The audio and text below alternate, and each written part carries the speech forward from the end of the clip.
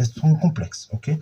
Donc, l'équation z carré égale a admet donc, cette fois-ci, deux solutions complexes.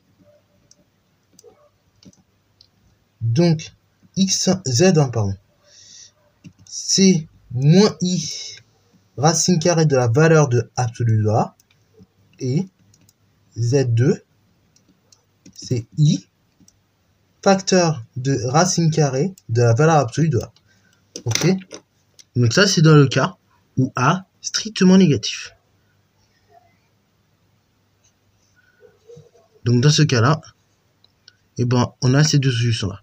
Alors là, ce que je vous propose à présent, donc là, vous prenez 30 secondes, vous réalisez bien ces deux propriétés-là que j'ai soulignées, qu'il faut bien avoir en tête. Et puis après, donc, on va tout simplement passer à un exemple d'application. Bon, sur ce, donc, c'est parti mon kiki, on va passer à un petit exemple d'application très simple. Voilà, pour voir si vous avez capté le délire. Donc, je vais vous mettre deux petites équations. Donc, z carré égale, on va faire un truc simple, 15, et z carré égale, on va dire 7. Ok. Bon, je vais même vous prendre z carré égale, oui, 45. Voilà, z carré égale 45. Et donc z carré égale ici 70. Et je vais même vous prendre moins 70 comme ça vous casse un peu la tête. Alors, du coup, vous pouvez mettre la vidéo en pause, essayer de résoudre deux équations, et ensuite on va tout simplement corriger. Bon, alors du coup, j'ajoute un 0, comme ça vous allez un peu douiller, parce que sinon c'était un peu trop, on va dire, trop simple. Voilà, donc là avec un petit 0 en plus, ça va vous faire travailler un petit peu plus. Donc, let's go. On va commencer par la toute première. Donc z carré égale 45. Donc du coup, là, le nombre, j'ai un carré égal à un nombre positif. Donc du coup, deux solutions possibles. Z égale racine carrée de 45, ou, enfin, moins racine de 45, ou Z égale racine de 45. Bon, là on est en terminale, on est en maths expert. Et donc, si vous écrivez ça dans une copie, bon, ça ira, mais vous n'aurez pas tous les points la plupart du temps. Donc, ça veut dire qu'il faut essayer d'aller plus loin. Il faut essayer d'aller plus loin, c'est-à-dire chercher un carré parfait. Donc, on va extraire un carré parfait. Donc, en décomposant 45 comme un produit de facteurs premiers. Ok, ça pareil, on le reverra aussi, ça fait l'objet de tout un chapitre de maths expert. Ce sera le chapitre 5, sur les nombres premiers. Mais donc, 45, ça se décompose comment? Et ben, 45, a priori, c'est 9 fois 5. Ah bah, nickel. 9 fois 5, c'est un carré, c'est le carré de 3. Donc, je peux écrire ça comme ça. Donc, je peux écrire comme 9 fois 5, ou 3 carrés fois 5. Ou bien, du coup, z égale racine carrée de 3 fois 5. Enfin, 3 carrés fois 5, attention. N'oublie pas le carré. Donc, du coup, z égale moins racine carrée de 3 carrés fois racine de 5. Ou z égale racine carrée de 3 carrés fois racine de 5. Là, pareil, je pense que le passage de cette étape-là à cette étape-là, je pense qu'en terminale, ça doit être bon. Mais je réexplique à nouveau. Donc là, pourquoi on a passé de là à là? C'est parce que racine carrée de a fois b, ça j'ai dû la répéter, je sais pas combien de fois en première, c'est racine de a fois racine de b. Je crois que j'ai dû la répéter moi une dizaine de fois en SP et une dizaine de fois aussi en enseignement scientifique. Donc c'est pour ça qu'on est passé de là à là très facilement et de manière aisée. Donc équivaut à z égale moins 3 facteur racine de 5 ou z égale 3 facteur racine de 5. Ok. Bon, ça c'est la première équation qu'on savait déjà résoudre dans les réels. Maintenant la deuxième, un petit peu plus intéressante dirons-nous.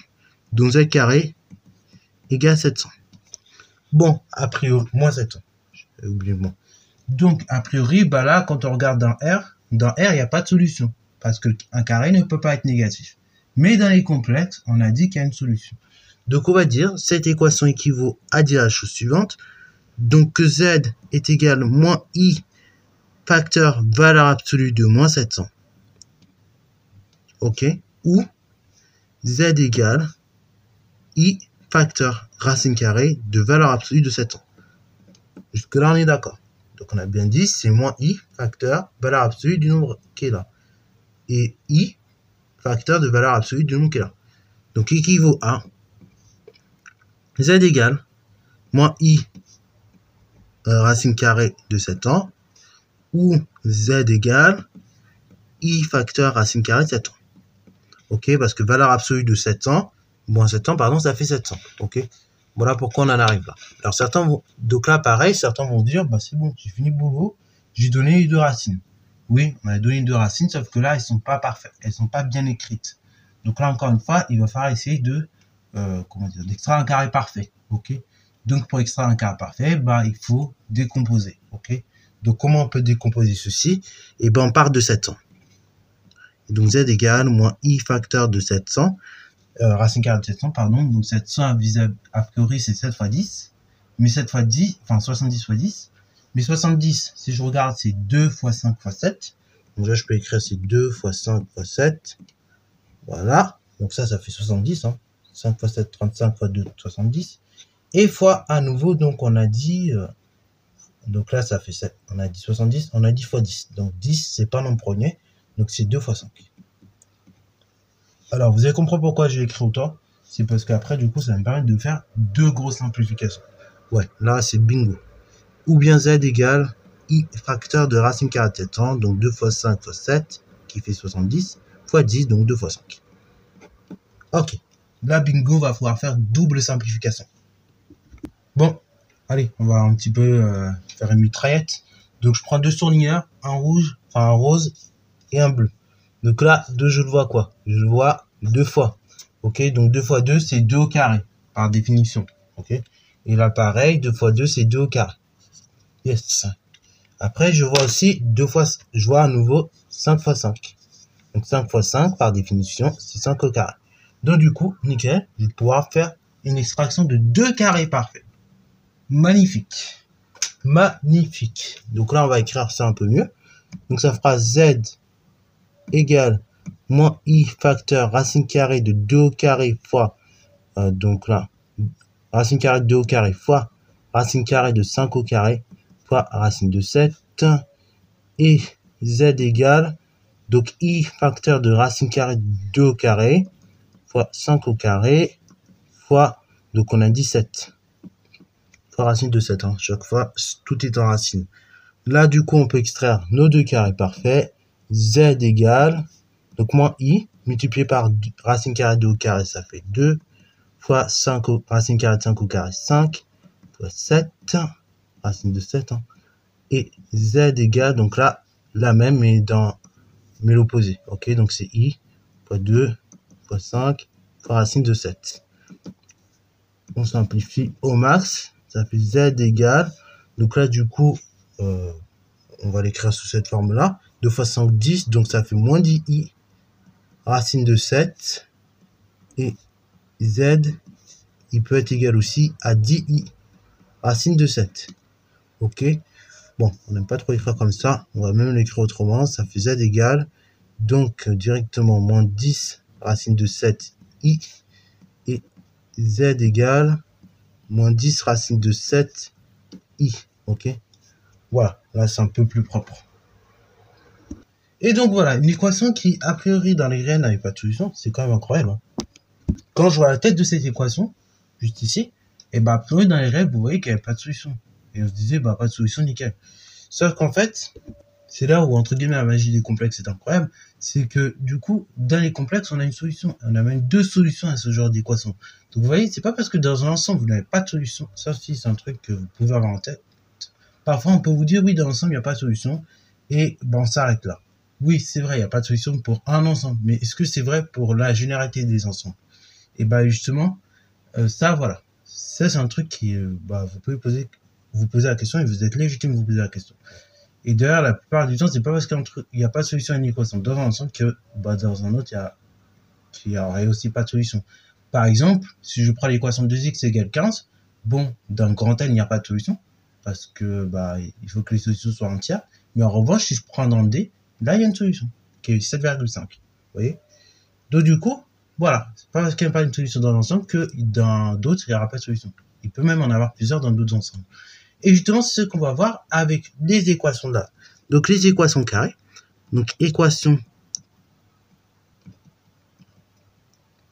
de la forme z carré Donc, AZ carré plus BZ plus C égale 0. Donc ça, ce sont les équations du second degré que nous avons vu déjà en classe de première. Et qu'on va redécouvrir cette fois-ci avec les complexes. Alors oui, depuis la première, je mets un peu l'eau à la bouche avec cette forme d'équation en vous disant que, donc là, dans les réels, ce genre d'équation, on avait 3 cas. Le cas où le discriminant est positif. Donc le cas où le discriminant est positif, donc on a deux solutions, vous vous souvenez. Donc x1, x2. Le cas où donc le discriminant est nul, donc là, et ben, dans ce cas-là, on dit qu'il y a une solution, qui a une racine double, en fait, x0. Et le cas où le discriminant est négatif, bon, on dit qu'il n'y a pas de solution dans R. Ok. Et très souvent, d'ailleurs, petite remarque, quand vous trouvez, donc là, ça marche aussi en SP1. Si un jour vous faites une équation du second degré et que vous trouvez un discriminant égal 0, ça veut dire que bien souvent, vous avez loupé une identité remarquable de malade. Ok, je vous le dis. Ça, parce que clairement, factoriser une expression avec une identité remarquable, même si vous n'aimez pas ça, c'est beaucoup plus rapide que faire une équation du second degré. Voilà. Et donc votre racine, vous la trouvez beaucoup plus rapidement aussi avec les identités remarquables. Tandis que quand vous faites votre équation du second degré, ça prend beaucoup de temps, il faut bidouiller et c'est long. Tandis que vous connaissez bien vos identités remarquables, vous savez manipuler, et ça marche bien. Ok, en général, on trouve rapidement les solutions. Donc ça, bon, on en reparlera un peu plus en SP pour le coup, parce qu'il y a beaucoup d'exotypes bas qu'on fera où il faudra trouver des racines, tout ça. Donc on sera amené un petit peu à bien parler de ça encore. Ok. Bon, alors est-ce que du coup, suspense, est-ce qu'il y a des solutions dans cette équation? Et du coup, pour bien comprendre s'il y a une solution ou pas, donc là je ne montrerai pas d'exemple dans cette vidéo, sinon on va être trop long, mais donc je vais vous montrer une petite animation en fait qui était également visible dans la vidéo sur Artist, vous l'avez regardé, c'est celle-ci. Ouais, genre mon fond d'écran. Donc si vous regardez un petit peu cette animation, donc là elle a dû se terminer, et on peut constater quoi? À la base, donc on a une parabole, ok, une parabole donc qui représente une fonction du second degré, ok, donc elle est représentée ici dans R, ok, et selon les valeurs de A, B, C, ok, donc des coefficients A, B, C, et l'équation ax carré plus bx plus c peut ou pas avoir des valeurs, ok, des solutions, pardon, ok. Dans certains cas, il y a des solutions, dans certains cas, il n'y a pas de solution, dans certains cas, il y a une seule solution, ok. Comme on est sur une équation polynomiale de degré 2, je rappelle, grand maximum, il y aura deux solutions. Ça, pareil, on en reparlera quand on fera les factorisations polynomiales. Donc, tout ça pour dire une chose, c'est que dans R, l'équation ax carré plus bx plus c peut ou pas ne pas avoir de solution.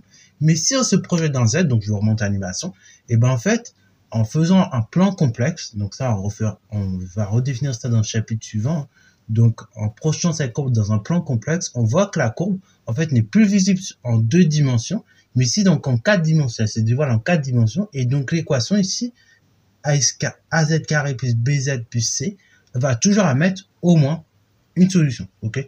Donc c'est ça qu'on peut voir d'après l'animation que je vous ai projetée là, ok? Et donc cette courbe, qui représente un hamac aussi, dans la vidéo, il parle de hamac souvent, et en fait, en réalité, c'est une belle parabole, ok? Et donc elle se dévoile en 4 dimensions. Donc on va noter tout ça, ok? Donc la petite propriété qui va être très utile pour la suite.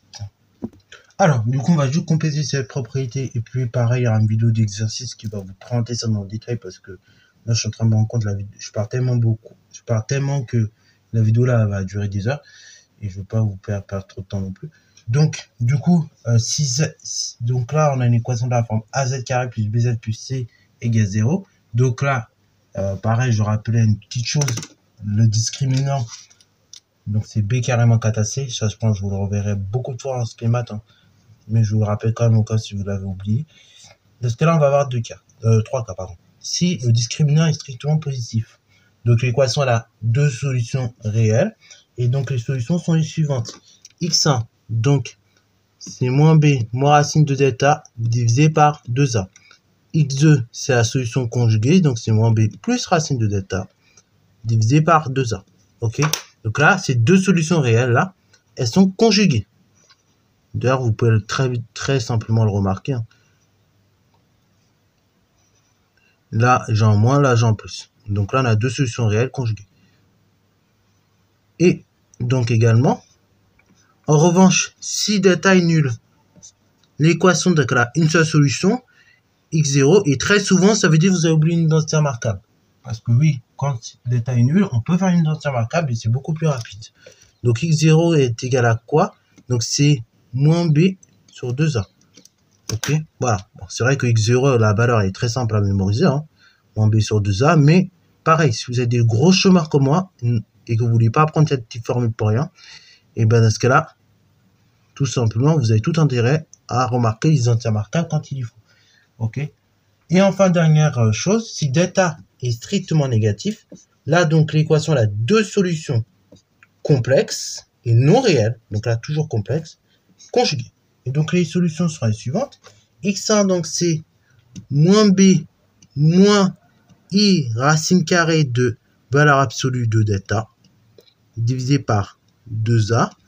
Et x2 donc c'est moins b plus i racine carrée de valeur absolue de delta divisé par 2a.